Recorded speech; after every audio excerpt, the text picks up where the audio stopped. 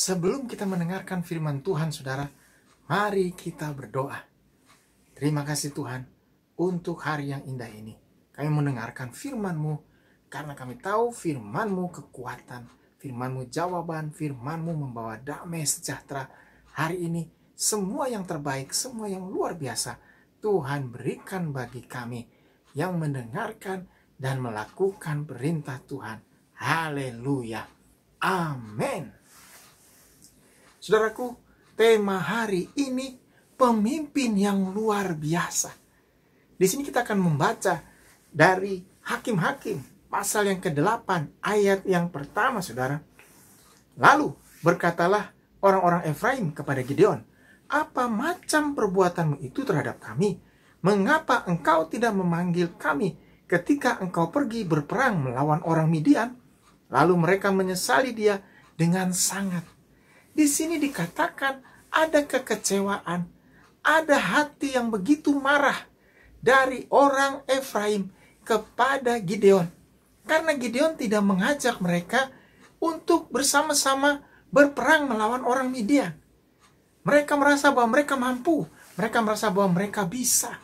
Saudaraku yang kekasih, berarti ada kekecewaan yang besar, kekecewaan yang luar biasa. Bahkan di sini dikatakan, saudara, mereka menyesali dia dengan sangat. Berarti mereka sangat menyayangkan semua hal itu bisa terjadi. Bagaimana seorang pemimpin yang besar, pemimpin yang dihormati seperti Gideon, mampu melakukannya, mampu melupakan mereka yang adalah bagian dari keluarga besar orang Israel. Saudaraku, mereka begitu meluap-luap rasa kekecewaannya dan mereka menyampaikan itu kepada Gideon. Saudaraku, yang menarik di sini, apa yang dikatakan oleh Gideon, apa jawaban Gideon kepada orang-orang Efraim?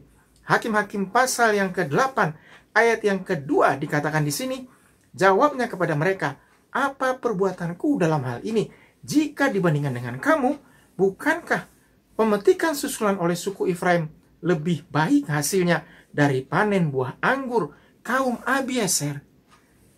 Gideon menjawabnya, Gideon mendengarkan, dan Gideon dengan seksama memperhatikan apa yang dikatakan oleh orang Efraim. Berarti pemimpin yang luar biasa adalah pemimpin yang mau mendengarkan suara orang-orang di sekitarnya, suara orang yang dipimpinnya. Apapun suaranya, saudara, baik itu suara yang bagus maupun suara kritikan, maupun juga suara permohonan. Apalagi di sini adalah suara kekecewaan, kemarahan, dan juga kekesalan yang sangat. Dan di sini ditunjukkan oleh Gideon bahwa dia punya hati yang mau menerima mereka, yang mau mendengarkan mereka, bahkan mau menjawab pertanyaan mereka. Dan pertanyaan mereka dijawab oleh Gideon. Dikatakan di sini sekali lagi, saudara, "Apa perbuatanku dalam hal ini? Jika dibandingkan dengan kamu, bukankah pemetikan susulan oleh suku Efraim lebih baik hasilnya dari panen buah anggur kaum Abieser?" Gideon memperhatikan bahwa apa yang dilakukan oleh orang-orang Efraim selama mereka pergi berperang, selama mereka pergi untuk mengusir semua orang-orang Midian itu adalah sebuah pekerjaan yang luar biasa. Orang Efraim punya keunggulan. Mereka orang yang rajin, mereka orang yang bisa berkebun, mereka orang yang bisa bertani dengan baik. Mereka menguasai ilmunya. Bahkan di sini dikatakan, bukankah pemetikan susulan oleh suku Efraim lebih baik hasilnya dari panen buah anggur kaum Abieser?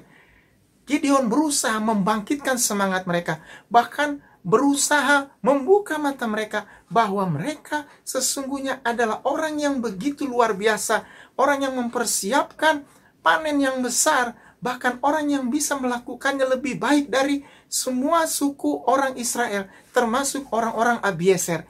Dan Gideon berusaha menyadarkan mereka.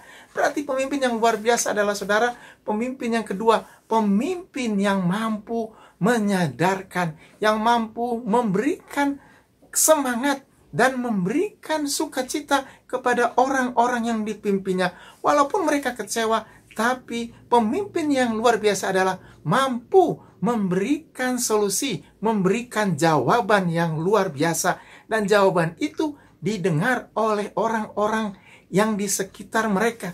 Saudaraku yang kekasih, jawaban Gideon didengar oleh mereka. Dan yang kedua dikatakan di sini, jawaban Gideon kepada mereka, Allah telah menyerahkan kedua raja Midian itu, yakni Oreb dan Zeb, ke dalam tanganmu. Apa yang telah kucapai jika dibandingkan dengan kamu? Setelah ia berkata demikian, maka redalah marah mereka terhadap dia. Gideon berusaha menyadarkan mereka, berusaha membalikkan apa yang sudah mereka lakukan. Bahkan kedua raja orang Midian yang dikejar-kejar oleh Gideon itu pun ada di dalam tangan orang Efraim. Allah menyerahkan mereka ke dalam tangan orang Efraim. Berarti Allah tidak melupakan mereka. Sekalipun mereka tidak ikut berperang, tapi Allah melihat bahwa mereka juga punya keberanian. Mereka punya semangat dan mereka bisa dipercaya. Dan saudara, Allah menyerahkan kedua orang raja Midian itu. Itu artinya lebih hebat dari yang dilakukan oleh Gideon. Gideon membawa orang yang begitu banyak untuk berperang melawan orang Midian. Tapi dia belum sempat bertemu dengan raja Midian. Tetapi orang Efraim sudah bertemu dengan mereka. Saudaraku, karena Allah menyerahkannya kepada mereka, berarti Allah percaya. Allah tahu bahwa orang Midian juga adalah orang yang bisa berperang, bahkan bisa dengan berani melakukan semua hal untuk kebaikan bangsanya. Saudaraku, akhirnya mereka menyadari bahwa mereka punya pendapat yang berbeda. Bahkan mereka sekarang menyadarinya. Di sini dikatakan, saudara, setelah ia berkata demikian, maka redalah marah mereka terhadap dia.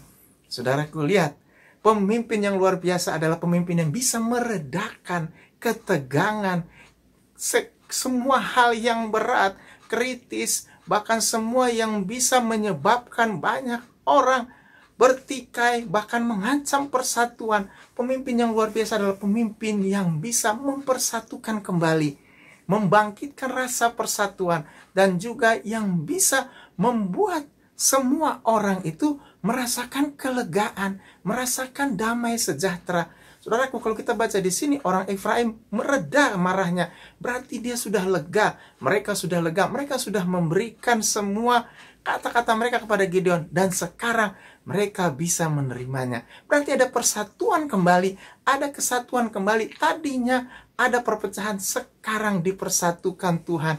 Tuhan mempersatukan hati-hati yang kecewa, hati-hati yang marah, hati-hati yang tidak senang, hati-hati yang iri. Karena Tuhan mengasihi anak-anaknya. Tuhan ingin kita semua punya hati yang penuh dengan kasih, penuh dengan belas kasihan, dan penuh dengan sukacita. Mari kita berdoa. Terima kasih Tuhan untuk hari yang indah, untuk sukacita, damai sejahtera, berkat Tuhan berlimpah. Hari ini Tuhan berikan kami kelegaan, Tuhan berikan kami damai sejahtera, sukacita, damai sejahtera untuk selama-lamanya. Haleluya. Amin. Maju terus dalam Tuhan.